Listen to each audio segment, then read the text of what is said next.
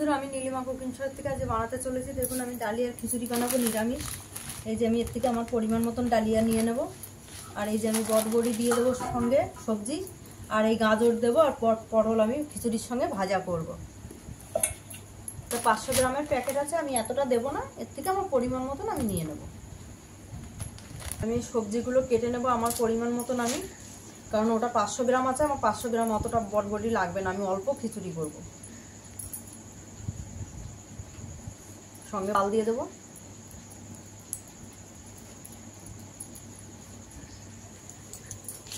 সঙ্গে পরিমাণ মতন ডাল দিয়ে দেবো। ডাল আর ইয়ে দিয়ে, এই সবজি দিয়ে ডালিয়া দিয়ে একসঙ্গে খিচুড়ি হবে। মুগ ডাল দিয়ে আমি বানাবো নিরামিষ খিচুড়ি। তো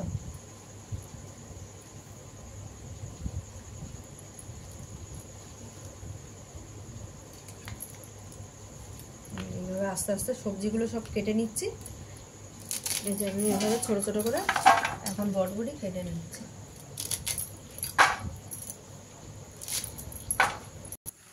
বন্ধুরা, যে 200 গ্রাম ডাল আমি ভেজে নিচ্ছি, কড়াই বসিয়ে দিয়েছি। ডালটা ভেজে নেবো এইভাবে, ভেজে ধুয়ে তারপর আমি বসাবো। বন্ধুরা, আমি সবজিগুলো ভাজবো, আগে তেলটা দিয়ে কড়াই বসিয়ে দিয়েছি, তেল দিয়ে দিলাম। সবজিগুলো এক এক করে ভেজে নিই। গাজর ভাজা বসিয়ে দিয়েছি আমি, গাজরটা ভাজা হয়ে গেলে বটবড়িটা ভেজে নেব। আর এই যে আমি ডালটা ধুয়ে রেডি করেছি, আর এদিকে জল বসিয়ে দিয়েছি। আমি ডালটা আগে দিয়ে দিচ্ছি, কেন এটা ডালিয়া, তো ডালিয়াটা একটু সেদ্ধ হয়ে যায় তাড়াতাড়ি, আর ডালটা সেদ্ধ হতে সময় লাগে, শক্ত শক্ত থাকবে, ওই জন্য আগে ডালটা বসিয়ে দিলাম।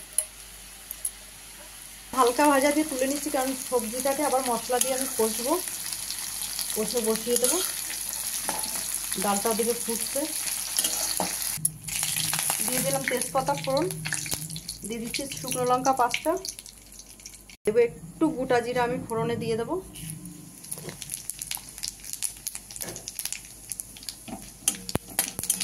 যে আমি আদা একটু কুড়িয়ে দিচ্ছি, কেন একটু গোটা গোটা থাকলে ভালো লাগে, এই জন্য আদাটা একটু দিয়ে দিলাম। একটু মশলাটা কষে নিই হালকাভাবে।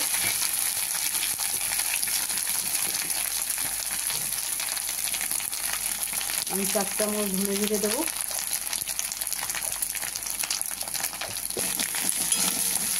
পরিমাণ মতন হলুদ গুঁড়ো দিয়ে দেবো, পরিমাণ মতন আমি নুনটা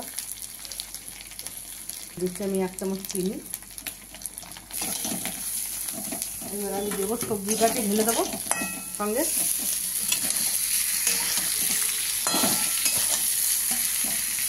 এবার আমি এইভাবে কষে নেবো, একটু কষা হয়ে গেলে আমি দিয়ে দেবো। আর এদিকে আমি এই যে ডালিয়াটাকে রেডি করে নিয়েছি, এই যে 300 350 মতন ডালিয়া হবে আন্দাজে ঢেলেছি, এই দিয়ে দিচ্ছি ডালের সঙ্গে। এইবারে ডালিয়াটাকে আর সবজিটাকে কষে নিয়ে আমি এর মধ্যে এবার দিয়ে দেবো। এবার হয়ে গেছে কষানো, এবার আমি দিয়ে দিচ্ছি খিচুড়ির মধ্যে সব সবজিটাকে। এবার আমি দিয়ে এইভাবে নাড়তে থাকবো। বন্ধুরা, আমি এই সাইডে এবার পটলটা ভেজে নিচ্ছি খিচুড়ির জন্য। পরিমাণ মতন তেল দিয়ে দিলাম, আর এই যে পটলটাকে ছাড়িয়ে রেডি করেছি, এবার নুন হলুদ মাখিয়ে দিচ্ছি। তেলটা গরম হলে আমি এবার আস্তে আস্তে পটলগুলো সব ভেজে নেবো একে একে। দেখুন বন্ধুরা, প্রায় হয়ে এসছে, আর একটু হবে, সেদ্ধ হয়ে গেছে। দেখুন বন্ধুরা, কত সুন্দর ফুটছে। আর এই যে 1 চামচ ঘি দিয়ে দিলাম, হয়ে যাওয়ার মুখে হয়ে গেছে। খিচুড়ি মানে ঘি, গরম খিচুড়িতে আর ডালিয়ার খিচুড়ি তো, এতে ঘি দিলে খুব টেস্ট লাগে। আমি এবার গ্যাস বন্ধ করে দিচ্ছি। আমার পটল ভাজাও রেডি। ডালিয়ার খিচুড়ি, এই যে পটল ভাজা দিয়ে দিয়েছি উপরে। আপনারা চাইলে এরকম একটু পাতলা রেখেছি, কেন এটা আস্তে আস্তে ডালিয়া তো বসে যাবে, গমের জিনিস একদম মানে শুকনো হয়ে যাবে। একটু খিচুড়ি পাতলা না হলে টেস্ট লাগে না, ভালো লাগে না। আর গরম গরম খিচুড়ি এটা খেতে খুব অপূর্ব লাগে। আপনারা চাইলে এরকম বাড়িতে বানিয়ে খেয়ে ট্রাই করে দেখতে পারেন। আর নীলিমা কুকিং শোটিকে আপনারা সাবস্ক্রাইব, লাইক, কমেন্ট, শেয়ার করে দেবেন। ইউটিউবে আর ফেসবুকের বন্ধুরা আপনাদেরও ভালো লাগলে আপনারাও লাইক, কমেন্ট, শেয়ার করে দেবেন।